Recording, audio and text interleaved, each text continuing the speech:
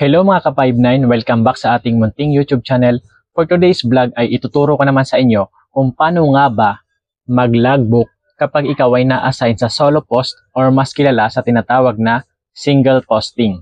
So without further ado, punta na tayo sa screen ng aking laptop upang maturuan ko na kayo. Okay guys, so andito na tayo sa screen ng aking laptop. So simulan na natin to. So ito nga pala yung ginawa kong sample. Palakihin natin para mas malinaw. Okay, ganito. So ito nga pala ang example ng single posting. Ngayon guys, dito tayo magsimula sa umpisa. Ito nga pala yung tinatawag na headings. Yung headings sa single post at sa merong kabady or kapartner is parehas lang yung formula or yung style ng paggawa ng headings. So ganito siya. Yung iba, okay lang sa kanila na magkabali-baliktad to. Itong apat na to. Pero para sa akin, ganito talaga yung ginagawa ko para formal. Tapos yung iba, okay, dito sila sa gilid. Yan, papunta dito. Pero sa akin, nandito siya sa gitna kasi mas maganda siyang tignan. And okay lang yan. Ang mahalaga, nandito itong apat na elements na ito. So unahin natin dito sa una. SG Ramos AL. Ito yung tinatawag. Ito para lang to sa mga baguhan na guard para maintindihan nyo. Itong SG Ramos AL, ito yung tinatawag na GOD or Guard on Duty. SG Ramos, itong Ramos yung apelyido ko. Ito naman na A, yung first letter ng pangalan ko and Tuldok. Tapos itong L, ito naman yung first letter ng middle name ko. Kaya siya SG Ramos. Ito yung tinatawag na Guard on Duty or GOD. Ang next na kasunod niyan is itong Mang Kinasal. So, bali guys, gawa-gawa ko lang ito hindi ito totoo. Ito naman ang Mang Kinasal, ito ang tinatawag na POD or Post of Duty. So, ito yung lugar kung saan ka mag-duty, yung pangalan ng posting mo. So, ito, ang nakalagay dito, Mang Kinasal, Legazpi Branch. So, dito sa Mang Kinasal, ito yung posting mo. Legazpi Branch kasi sa Legazpi siya. Next, ito naman na third row, ang tinatawag na DOD or Date of Duty. So, ito yung araw kung kailan ka nag-duty. So, halimbawa, kung anong araw ngayon, tapos siyempre, yung araw ngayon ang ilalagbook mo kung anong date. So ito, wala to, gawa-gawa ko lang itong date. Tapos ito naman na fourth row, ito yung tinatawag na TOD or Time of Duty. So anong oras ba yung duty mo? So dito, yung duty dito is alas 7 ng umaga hanggang alas 7 sa gabi. Pero 1900 hours yan kasi military hour. So dapat naka-military hour yung oras natin, okay? Ngayon guys, ito yung sa pag-assume, ito yung pinagkaiba natin sa merong kapalitan. Makinig kayong mabuti kasi iba kasi yung assume ng may kapalitan kaysa sa wala. Kasi nga diba, single post or solo post, wala tayong kapalitan. So ganito yung ilalagay mo. Ang pinagkaiba kasi sa merong kabady, ang nakalagay sa kanya ay assume post duties and responsibilities from outgoing guard SG ganito bla bla bla, including all the following items listed below. So, ganun yung pinagkaiba niya. Pero dito sa solo post, nakadirect na siya. Assume post duties and responsibilities share in Mang Kinasal Legazpi Branch, including all the following items listed below. So, nakadirect na siya. Kasi nga, wala ka namang ka-turnover. Ngayon, nakalagay dito, including all the following items listed below. Kasi, ilalagay mo dito yung mga gamit na nasa posting mo or gagamitin mo. Ngayon, ano-ano ba yon? Halimbawa, ito, example lang ito 1 caliber 38 revolver with serial number 123 with 6 pieces live ammunition. Okay. Kung meron kang caliber 38, ganyan. Pero ikaw sa posting mo, kung anong service firearm yung gamit mo, syempre, yun yung gagamitin mo. Huwag mong kokopyahin itong sa akin. Meron din ditong 1-piece metal detector Garrett, 1 pieces key of bolt, 1 pieces search stick, 1 pieces remote control for aircon. Ayun. So, ganun lang. Kung ano yung gamit na nasa posting mo, na gagamitin mo, ilalagay mo dito. Okay? Kasi sa end of duty mo, ito-turn over mo yan sa management. So, kailangan magtali kung ano ba yung mga nandito sa posting mo, sa pag-in mo, kailangan ito rin yung ito-turn over mo sa management. Kasi, syempre, hindi mo naman ito pag-aari. Kaya, ito-turn over mo ulit ito sa kanila. Ngayon, halimbawa lang ito.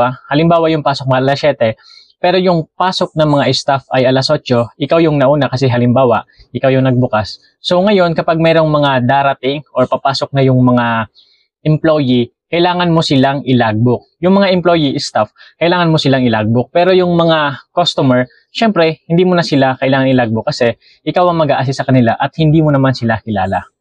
Ito, halimbawa ito. Di ba kunwari alas 8 yung pasok ng mga empleyado.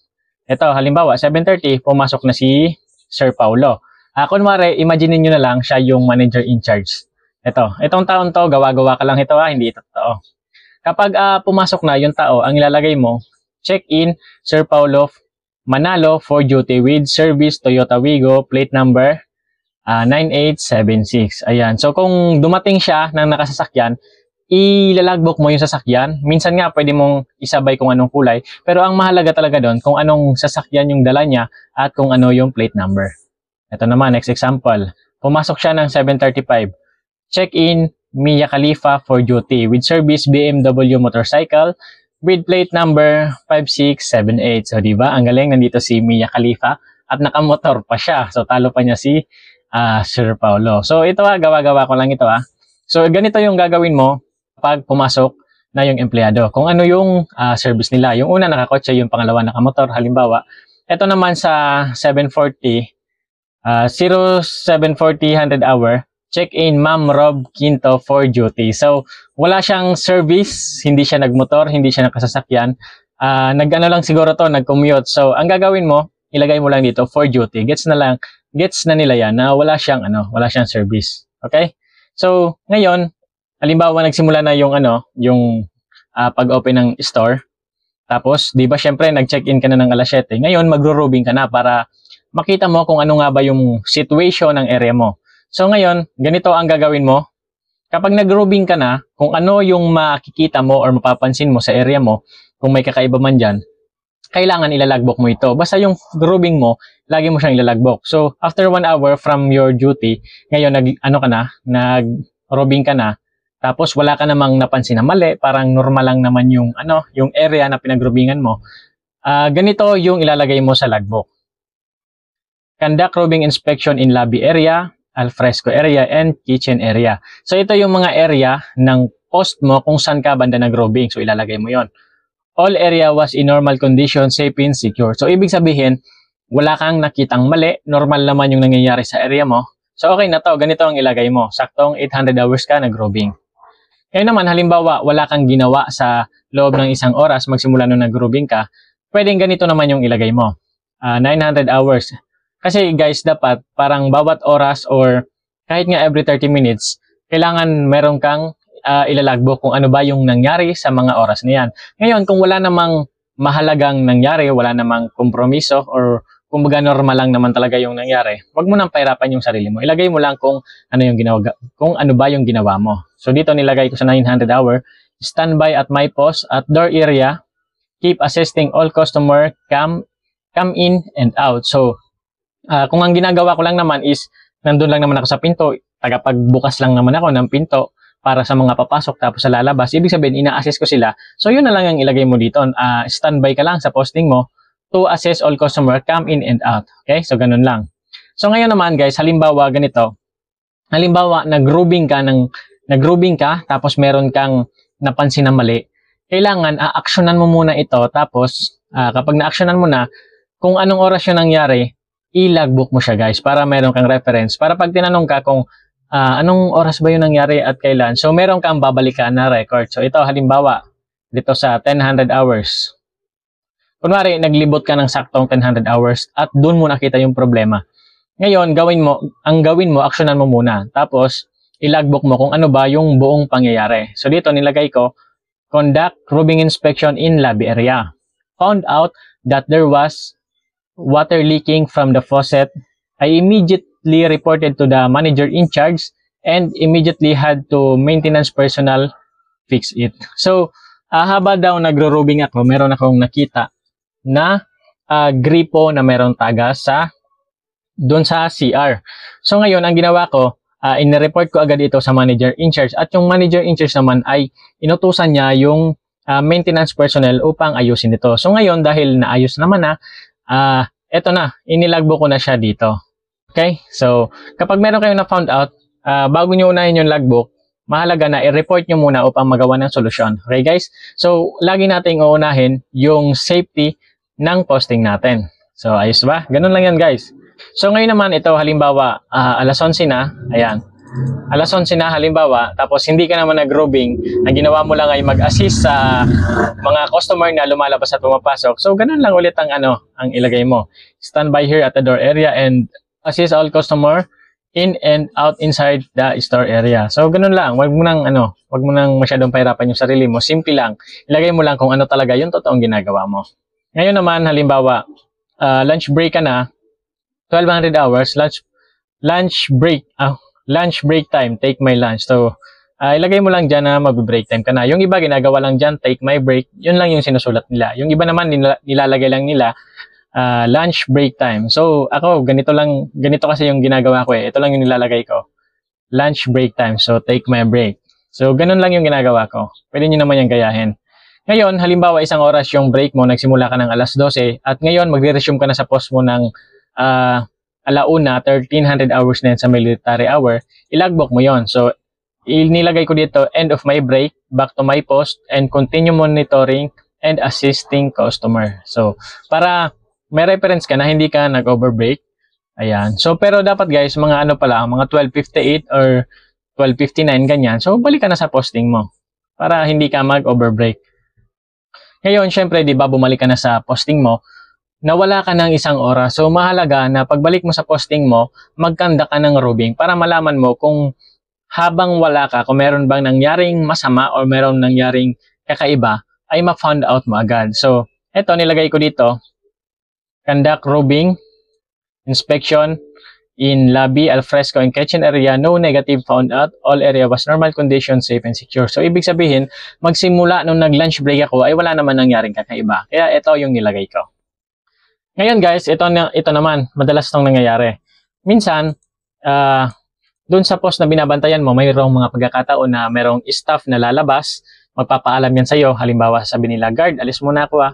So, mahalaga na ilalagbook mo kung yung pangalan ng aalis, kung ano ba yung service na gagamitin niya, upang sa ganoon, pag merong naghanap sa kanila, kasi hindi alam na umalis pala sa kanila, alam mo kung ano yung isasagot. Isasagot mo kung anong oras sila umalis at kung ano ba yung sasakyan nila.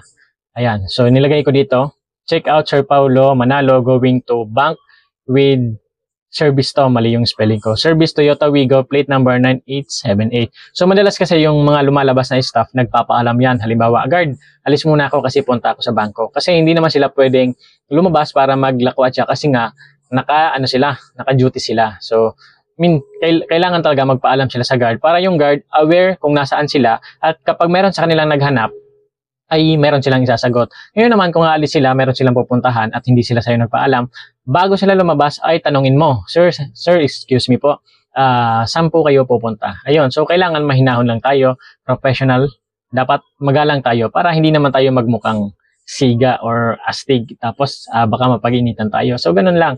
Ngayon kung halimbawa nagkataon na nasa CR ka pala, tapos umalis sila, hindi mo alam, ngayon hinahanap mo, pwede kang magtanong sa mga tao nandun, sa mga staff, pwedeng sa crew, pwedeng basta sa ka-workmates nila, tanungin mo, ay ma'am, excuse me po, saan po ba pumunta si ganito, ganito? Yan. Itanong mo, tapos tanong mo din kung anong oras umalis, upang sa ganun ay malagbook mo. Okay, next na tayo. So ngayon, halimbawa, alas 2 na, wala ka namang ginawa. Ganun lang ulit. Ilagay mo lang standby at my post. Yung iba yun lang, sobrang ikli lang, lalagay lang nila. Standby at my post and keep monitoring. So ganun lang. So, kaso parang ang pangit naman. So, ang gawin mo para magmukha kang may ginagawa, ganito, standby at the door area, assisting customer coming in and out. So, parang dito, pag binasa mo pa lang, kahit ang totoo, nakatayo ka lang naman talaga, at wala kang ginagawa. So, pag binasa mo, parang busy ka dito. Kasi, assisting customers coming in and out in store area, di ba? So, nasa sayo na lang yan kung paano mo pagagandahin yung logbook mo. So, dito, kung nagtataka kayo kung bakit may space, ayan, kasi, syempre, hanggang alas 7 pa sa gabi yung out niya. So, yun lang naman yung mga mahalagang kailangan nyo malaman sa pag-logbook dito sa single post. So, ito na yung mga natitirang oras magsimula alas 2 hanggang alas 6. So, kayo nang bahala magsulat dyan kung ano yan. Pero tandaan nyo guys, sa pag-logbook sa ating mga security personnel, huwag kayong maglalagay ng space. So, ganito halimbawa, Ito 900 hour. Tapos dito may space, tapos dito ka ng 1000 hours. Huwag kang gagawa niyan kasi for security purpose mo yan sa sarili mo, maaari ka kasing masabotahe. Baka may ninakaw dyan, tapos lagyan dun sa blankong space ng kunwari, kinuha mo, ganyan. So, wala kang magagawa. Kaya, huwag kang maglalagay ng space kasi maaari yung magamit sa'yo para masabotahe ka, ganyan. So, ito, alam nyo na, itong tatlong space. Ito yung yung mga natirang oras na syempre hindi ko na ginawan pa ng kwento kasi na-tackle ko naman na sa inyo dito kung ano ba yung mga mahalagang parte. Ngayon guys, ito naman yung importante, yung dito sa pag-out. Ayan, so kunwari out na tayo, dahil wala tayong ka-turnover, yung mga gamit natin, ita-turnover natin to sa management dahil nga solo posting natin. Kapag kasi meron kang kabady, ang nakalagay dito, all items listed below properly turned over to SG Poncio Pilato, ganyan. With the following items listed below. Ganon pag meron kang kabady. Pero pag wala kang kabady, solo ka lang, ganito yung ilalagbook mo. Ganito. End of my duty. All items listed below properly turned over to the manager in charge, Sir Paulo Manalo. Kasi siya yung manager in charge. Sa kanya mo ita-turn over yung mga gamit yan sa posting mo. Ang ilalagay mo dito, ay yung mga nakalagay din dito sa pag-assume mo. Ayan. Dapat yun pa din. Pero kung halimbawa may nagkulang dyan, may hiniram tapos hindi na nakabalik, wag mo na ditong ilalagay. Ang ilalagay mo lang dito is kung ano yung merong ka gamit dyan sa posting mo na iiwan mo. Ngayon, ibibigay mo siya sa manager in charge mo kasi nga wala ka namang kapalitan na gwardiya. So, kung sino yung manager in charge, dito ang nakalagay si Sir Paulo, ilagay ko manager in charge, papipirmahan ko to sa kanya. So bago naman niya pipirmahan ni Sir Paulo, i-check muna niya kung totoo ba itong mga nakalista, kung talagang ita-turnover mo sa kanya. Titingnan niya yung baril mo, ayan, kung nandun ba talaga yung 6 pieces na live ammos, yung metal detector, kung gumagana ba, kung hindi ba sira, yung key, search stick, tapos remote. So ayan, ganun lang. Tapos dito naman sa right side, ilalagay mo na dito yung pangalan mo. Yan. Tapos sa ibabaw niyan, dito, pipirma ka dyan. Si Sir Paulo naman, pipirma din dyan. So, ganun lang guys. Napaka-simple lang. So, alam ko marunong na kayo kasi matatalino kayo eh. At ayun guys, hanggang dito na lang ang ating lecture for the day. So, huwag nyo nga palang kakalimutan mag-like, mag-share at mag-subscribe sa ating YouTube channel upang mas marami pang mga baguhang gwardya ang matuto sa atin. So, abangan nyo guys yung mga susunod nating video. Maraming salamat.